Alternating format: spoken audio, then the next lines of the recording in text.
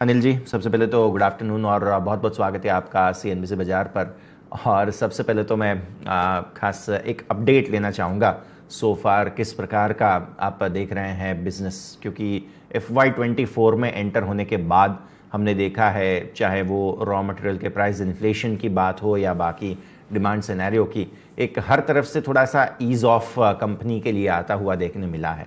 थोड़ा सा समझाइए अभी किस प्रकार के माहौल में हम अनिल जी देख रहे हैं बिजनेस को। Good afternoon. या हाँ जी, गुड आफ्टरनून। थैंक मुझे शुक्रिया आप मुझे इस शो में बुलाने के लिए। हाँ, ये जी बिल्कुल ठीक है कि थोड़ा मेटल के प्राइसेस और रॉ मटेरियल के प्राइसेस कम हुए हैं। लेकिन मैंने पहले भी कहा है अपनी कई इंटरव्यूज में कि जो रॉ मटेरियल के प्राइसेस हैं वो जो ऑर्डर बुक है उसके साथ हम लोग काफ़ी सिंक्रोनाइज करते हैं, ताकि हमें रॉ मटेरियल से ना कभी नुकसान हो या और ना ज़्यादा इजाफा हो। हाँ, जब इतना कम होता है तो थोड़ा बहुत बेनिफिट होने की उम्मीद होती है, जो हम जुलाई में असेस करेंगे कि इस क्वार्टर में हमने क्या गेन किया उससे। जहाँ तक डिमांड का सवाल है, डिमांड अच्छी है, स्पेशली इंडस्ट्रीज में, इंफ्रास्ट्रक्चर में, और सभी सभी वर्टिकल्स में, सभी सेगमेंट्स में अच्छी डिमांड है। थोड़ा डीलर लेवल पे हमने देखा है कि बिकॉज जब कॉपर प्राइस कम होते हैं तो थोड़ा वो डी स्टॉकिंग की टेंडेंसी होती है, तो जितना जरूरत होता है जो होती है उतना माल खरीदते हैं वो। बट गोइंग फॉरवर्ड मुझे कोई ऐसा चैलेंज नहीं लगता है कि डिमांड पर कोई ज़्यादा असर पड़ेगा।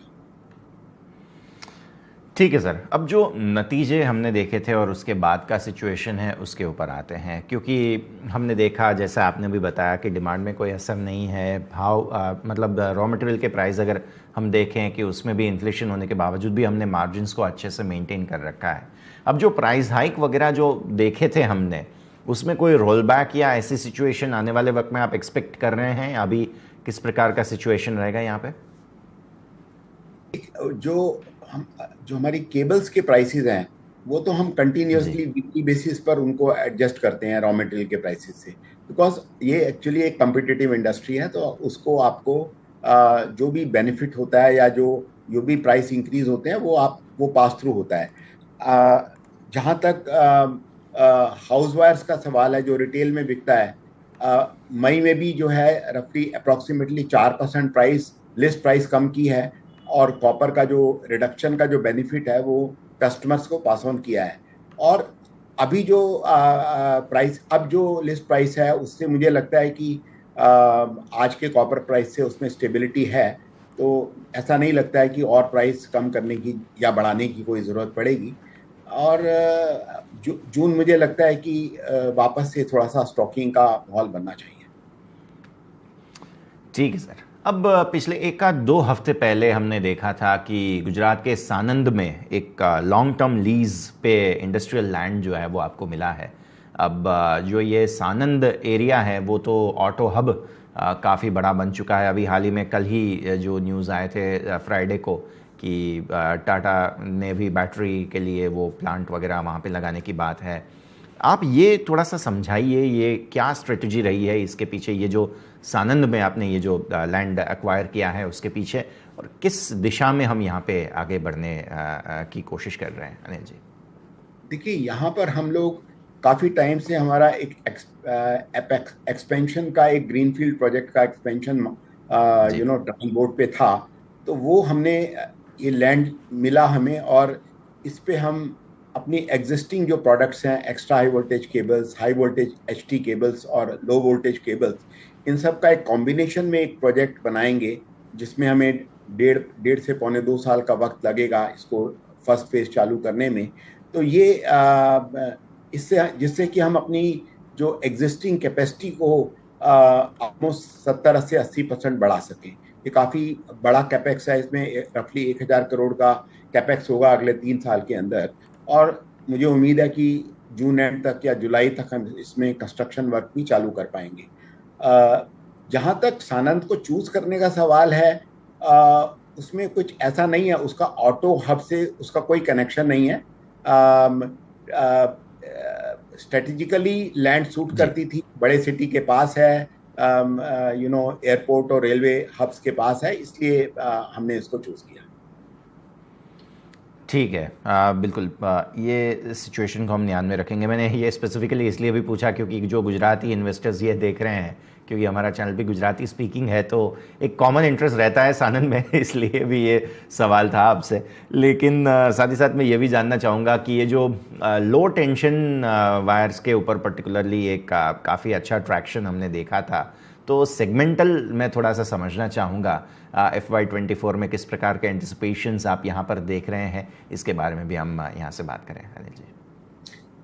देखिए, जो जो प्रोडक्ट मिक्स बाजार में बिकता है वो एक सीक्वेंशियली मूव करता है, चाहे वो लो टेंशन केबल्स हों या हाई टेंशन केबल्स हों, क्योंकि वो जनरली पावर इंडस्ट्रीज में, पावर डिस्ट्रीब्यूशन में, पावर ट्रांसमिशन में ये सभी वोल्टेज ग्रेड की केबल्स डिफरेंट डिफरेंट एप्लीकेशन पे यूज की जाती हैं।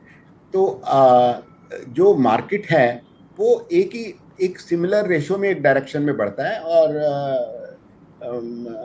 आई मीन इसीलिए हम एक जॉइंट कैपेसिटी बिल्डअप करते हैं, एक मिलीजुली कैपेसिटी बिल्डअप करते हैं। इससे प्लांट के अंदर वाइबिलिटी भी इम्प्रूव होती है और मशीन्स जो है काफी कुछ इंटरचेंजेबल भी होती हैं इन दोनों प्रोडक्ट्स को बनाने में। जी जी, डेफिनेटली, तो इस सिचुएशन को हम ज़रूर ध्यान में रखेंगे।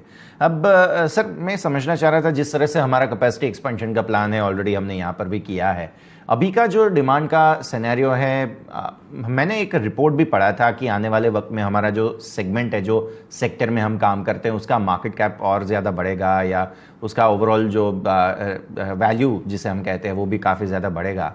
किस प्रकार के आप प्रोजेक्शंस यहाँ से देख रहे हैं कि इतना इन्वेस्टमेंट भी हमने किया है, और जो डिमांड के प्रोजेक्शंस हैं आपके पर्टिकुलरली आने वाले वक्त में जो डिमांड नया आएगा उसको फुलफिल करने के लिए एक जो आपकी योजना है, उसके बारे में मैं थोड़ा समझना चाहूँगा सर।